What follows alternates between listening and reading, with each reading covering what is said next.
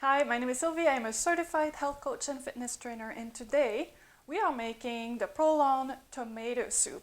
And the reason I picked this recipe is one of you asked for it. As usual, if you want to read all the ingredients and the step-by-step instructions, go click on the link in the description below and you'll find my blog post. The video will be helpful to see what the consistency should look like and maybe some steps if they're not so clear in the recipe. You'll be able to watch me do it. And the first thing we're going to do is roast our tomatoes. So you'll see exactly what the tomatoes look like when they're roasted. I'm going to put 4 medium-sized tomatoes with half an onion with half a tablespoon of olive oil in the oven and roast them at 400 degrees Fahrenheit. After roasting your tomatoes, that's what they will look like. Put them in a blender and add all the other ingredients. You'll have half a cup of rice flour, half a cup of inulin. By the way, I just get that from Amazon.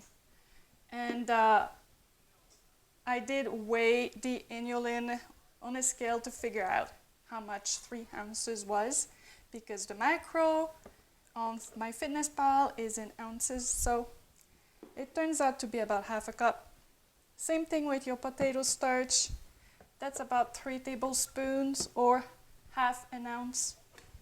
Then you'll want to add some salt to taste, as well as some parsley and basil. If you have fresh herbs, that's the best you can do. I don't have fresh parsley, so I'm going to use dry parsley, but I do have fresh basil. I'm going to put some fresh basil.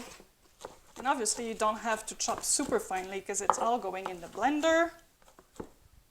If I was to blend it out like so, it would be way too thick, right? Because by roasting my tomatoes, I lost a lot of the juices. But I did have another batch of tomatoes I was roasting, and it was a lot more on the tray, so they retained a lot more of the juices. I'm going to add some of that. If you do not have another batch of roasted tomatoes and you don't have more juices, you can just add water. You obviously might have to add more spices to make it more flavorful. But that is also a good option. You just add some water to get the right consistency. And then you're going to play around with it as you blend, depending on how thick you like your soup.